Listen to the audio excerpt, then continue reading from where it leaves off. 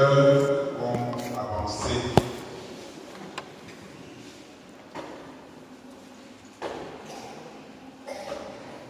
Nous prions aujourd'hui. Seigneur notre Dieu, maintenant que tu voudrais nous te révéler ton amour à travers la parole, Père, il est de l'enfant ici présent, un auditoire attentif et agissant. Éloigne de lui tout esprit de sommeil, tout esprit de distraction, tout esprit de dispersion. Manifeste ta présence et ta puissance au milieu de nous.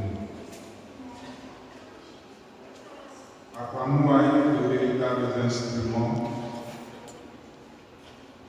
entre tes mains. Par Seigneur, nous t'écoutons.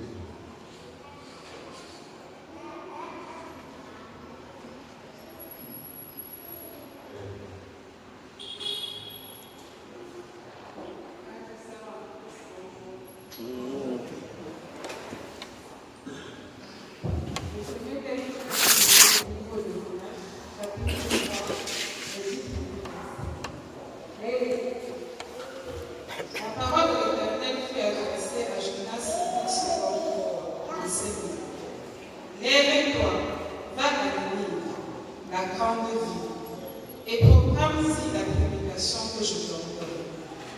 Et Jonas se leva et alla à Ninive, selon la parole de l'Éternel. Or, Ninive était une grande ville, de 3 jours de marche. Jonas fut d'abord dans leur ville une journée de marche. Il criait et disait, encore 40 jours, et Ninive est détruite. Les gens de Ninive crurent à Dieu. Ils publièrent un jeûne et se revertirent de ça. Depuis le plus grand jusqu'au plus petit. La chose parvint au roi de Ninive. Il se leva de son trône, ôta son manteau, se couvrit d'un sac et s'assit sur la cendre.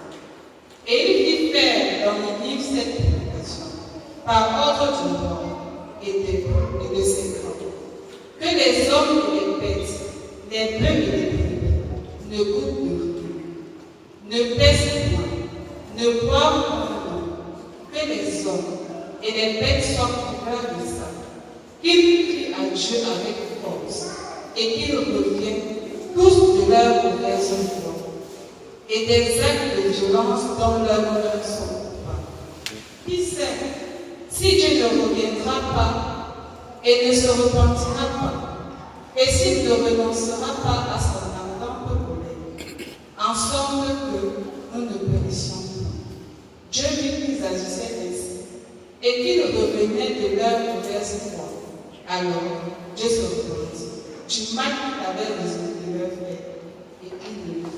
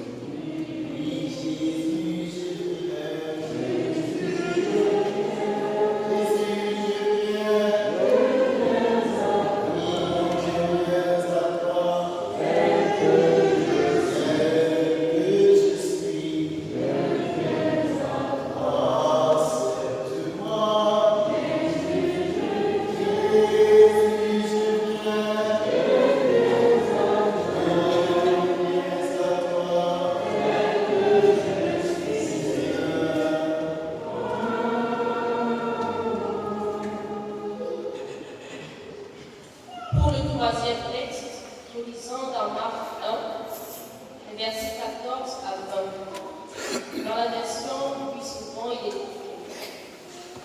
Après que Jean eut été livré, Jésus alla dans la Galilée, prêchant l'évangile de Dieu. Il disait, le temps est accompli et le royaume de Dieu est proche.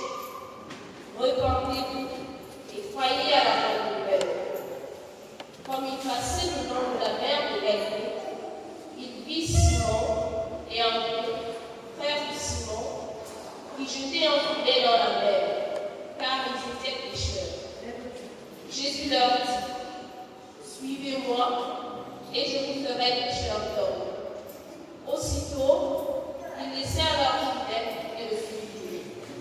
Étant allés un peu plus loin, il vit Jacques, fils de Zébédée, et Jean son frère, qui, eux aussi, étaient dans le bar et préparaient les filets. Aussitôt, il les appela, et laissant leur père Zébédée dans la barre, avec les ouvriers, ils le suivirent. Amen.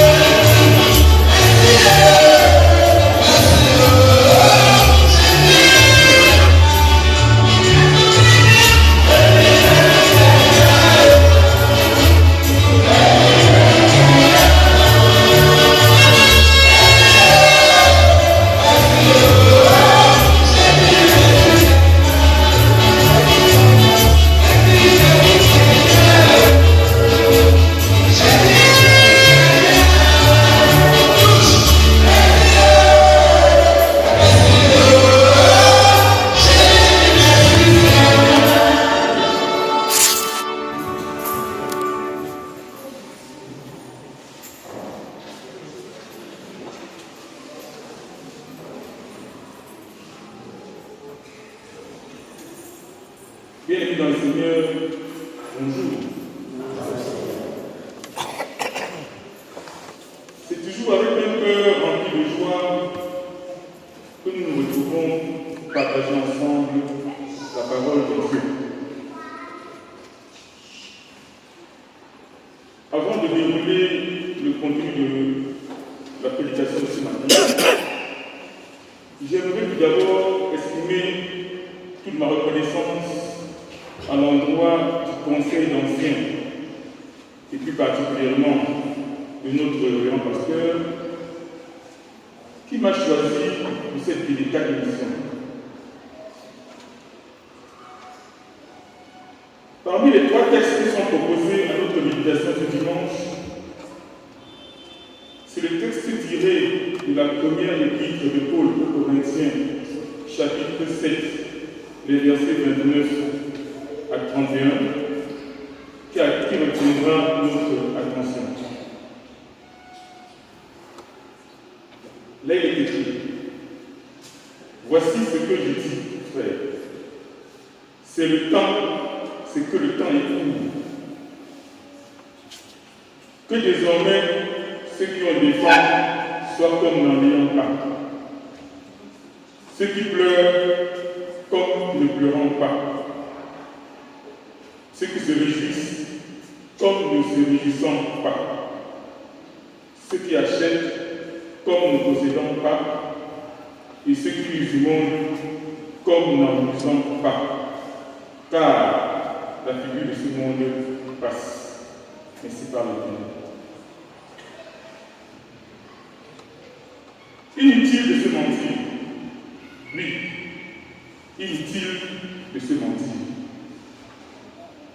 Au-delà des grands rassemblements festifs que nous avons connus dans cette paroisse pendant la période de Noël et de Nouvel An, et qui ont pu apaiser notre angoisse du moment, nous sommes les autres et les uns et les autres désemparés. Nous sommes désemparés et je croyais que j'étais le seul à l'avoir constaté, mais M. Hans vient de nous rappeler tout à l'heure en se posant la question de savoir pourquoi cette église qui l'a connue toute joyeuse était aujourd'hui à moitié vide. Ah oui, nous sommes tous désemparés et nous nous posons la même question. Nous sommes tous désemparés et cherchons à comprendre ce qui s'est passé. Nous nous demandons encore comment les choses ont pu en arriver là. Et nous nous interrogeons avec une certaine anxiété sur l'avenir proche de notre Église.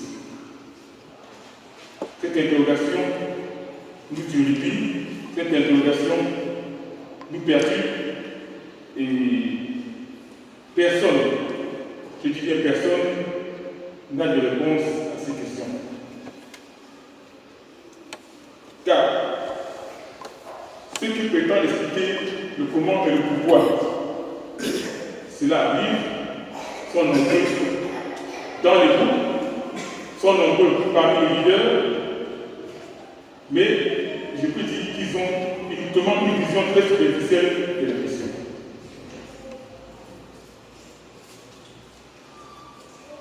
Mais ce matin, ce court et puissant texte que nous venons de lire peut nous aider à comprendre. Ce court et puissant texte tiré de la première épître de Paul aux Corinthiens peut nous aider à comprendre. Ce court et puissant texte peut nous aider à prendre de la hauteur, c'est-à-dire à prendre un peu de distance par rapport à cette actualité. Non pas pour l'oublier, mais essayer d'être authentiquement contemporain. En effet, pour notre parfaite compréhension, je dirais que ce texte est constitué de 3 éléments qui constitueront les 3 temps de la méditation. Premier élément, le temps est court. Le temps est court. Dire que le temps est court signifie trivialement qu'il qui reste très peu de temps avant la fin. Dire que le temps est court, exprime la brièveté du temps. Paul invite donc ses interlocuteurs à relire et à reconsidérer toute leur existence sur la base de la brièveté du temps. Le temps est court.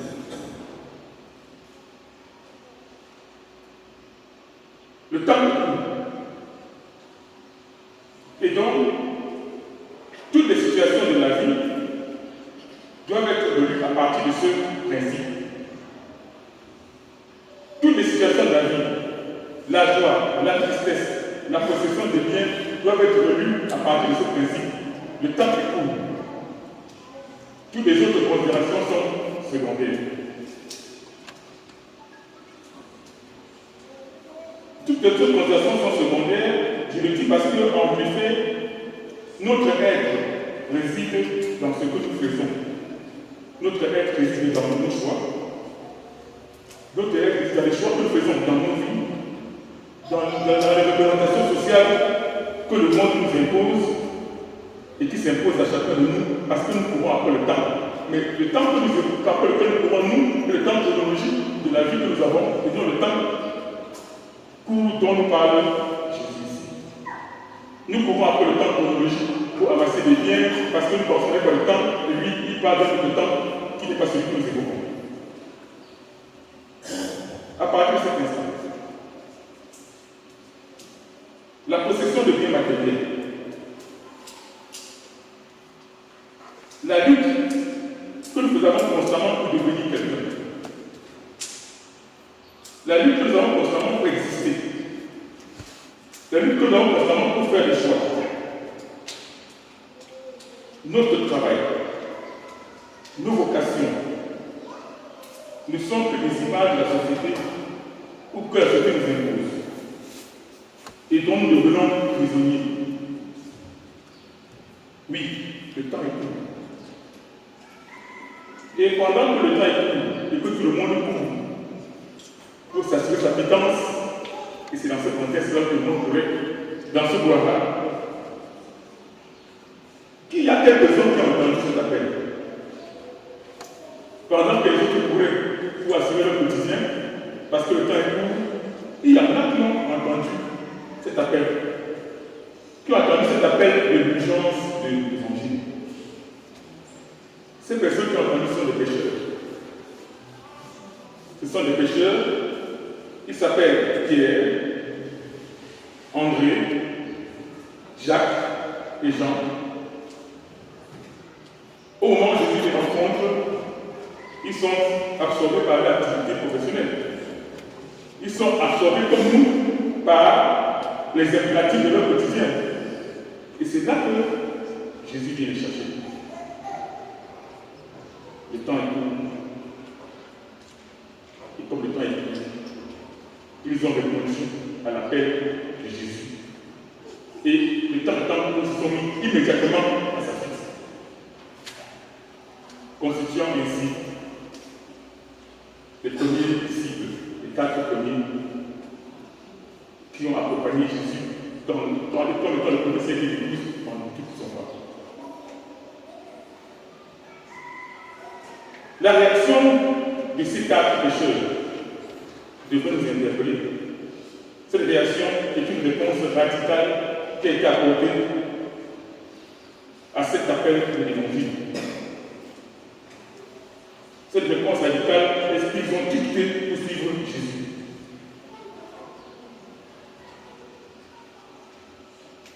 De toute manière, cette parole qui est dans l'anthologie peut nous concerner également nous aujourd'hui. Et peut nous concerner nous aujourd'hui parce qu'elle nous rappelle comment nous sommes appelés à reconsidérer la manière dont nous vivons à la lumière de l'urgence de Dieu.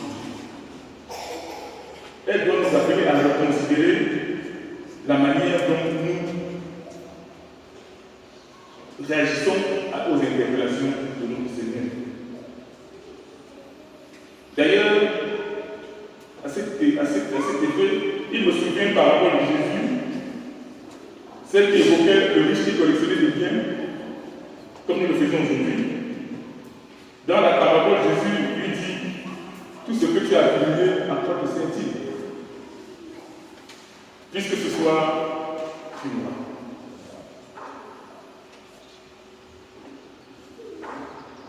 Peut-être que nous ne mourrons pas ce soir. Nous ne mourrons peut-être pas dans 10 ans, ni dans 20 ans, peu importe. Ce qui importe, c'est que nous mourrons bien un jour. Nous mourrons tous un jour. Et c'est pour ça qu'il est essentiel que nous soyons dans l'optique de reconsidérer notre existence en tenant compte de ce que le temps court. Le deuxième élément de cette méditation, pour moi, se traduit par les conséquences de cette urgence qui se mentionne dans le texte dont nous dit par une série étrange de comme non. Désormais, ceux qui ont des femmes soient considérés comme non mariés. Que ceux qui pleurent comme non pleurants. Que ceux qui sont joyeux comme non joyeux. Cette série de comme non, pour moi, m'a apparu comme une question pas assez aisée à comprendre. Mais, évoquant cette question,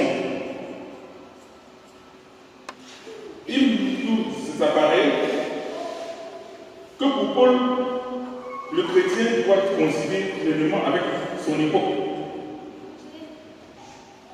Pas comme nous le faisons aujourd'hui, nous sommes chrétiens, nous sommes dans le monde et nous essayons de coïncider avec ce que Jésus attend de nous, nous essayons de coïncider avec ce que le monde attend de nous. Ce sont deux choses qui sont totalement antinomiques. Coïncider trop pleinement avec notre époque, comme cela nous arrive assez souvent, ne nous permet pas de bien voir ce que le monde dit. Ne nous permet pas de nous restituer dans la posture que nous avons, qui est celle d'être des sujets de Dieu. Nous ne sommes pas n'importe qui. Il faut bien qu'on se le rappelle. Toutes les préoccupations du quotidien peuvent nous mener à chercher notre puissance, mais remémorons-nous que nous sommes des sujets de Dieu. Et comme disait tout à l'heure la chanson de Cantique, ce que Dieu nous a donné, personne ne peut nous l'arracher. Les préoccupations du quotidien ne devraient pas nous divertir de cette option. Prenons donc la juste mesure de ce qu'elle nous donne le monde et qu'elle nous oblige à faire. Nous devons donc vivre pleinement toutes les dimensions de notre condition humaine dans le monde, mais en tenant compte de notre qualité de sujet de Dieu. Cela ne signifie pas de vivre dans un autre monde, puisque nous vivons dans ce monde-ci, mais de demeurer attachés à ces idées. Le troisième élément, qui est le dernier de ma méditation, c'est la phrase de fin de notre texte du jour. Car la figure de ce monde passe. En d'autres termes, car la figure de ce monde passe signifie la manière d'être de ce monde que nous égarons. Littéralement, la manière de ce monde nous conduit à côté des vrais objectifs. La manière d'être de ce monde nous éloigne de ce que nous sommes véritablement. Le monde nous impose des choix, nous impose des orientations sexuelles, nous impose des vocations. Mais elle ne doit pas nous empêcher de rester sur le chemin qui nous a été pris.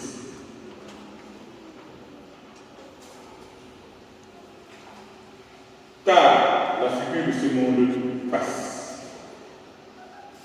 Le monde nous trompe sur ce qui constitue l'essentiel de la vérité humaine. D'ailleurs, je peux percevoir ici le monde comme étant la chronologie, la logique de la chronologie du temps qui passe. La logique de la chronologie du temps qui passe, c'est on dit on n'a pas assez de temps, faisons vite, parce que le temps est court, mais faisons vite par rapport à la durée de ce que nous avons à visiter. Ce n'est pas de ça qu'il s'agit. Puisque nous avons obtenu que Dieu nous donne la vie, et nous aspirons à la vie éternelle. Dès lors, compter sa vie par le nombre de temps que nous passons sur terre n'est pas le objectif, n'est pas le but. Il ne faut donc pas confondre les engagements professionnels, la représentation sociale, les vocations religieuses avec la vérité de ce que nous sommes.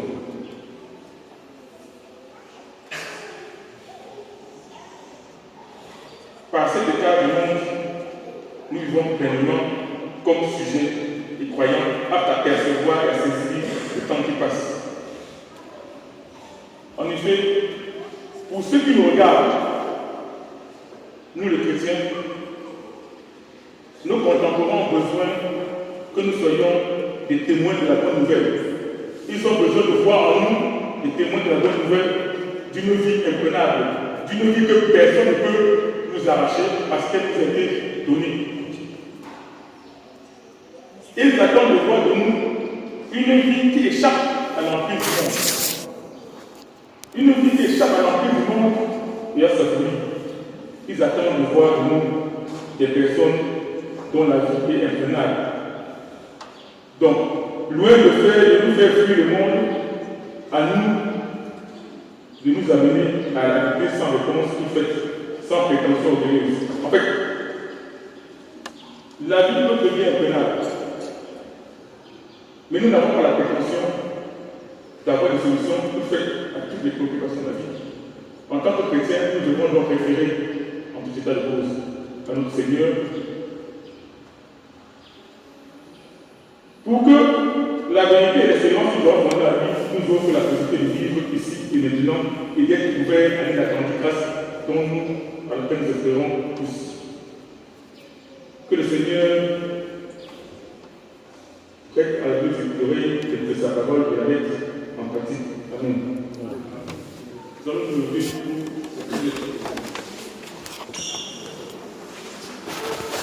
je crois en Dieu.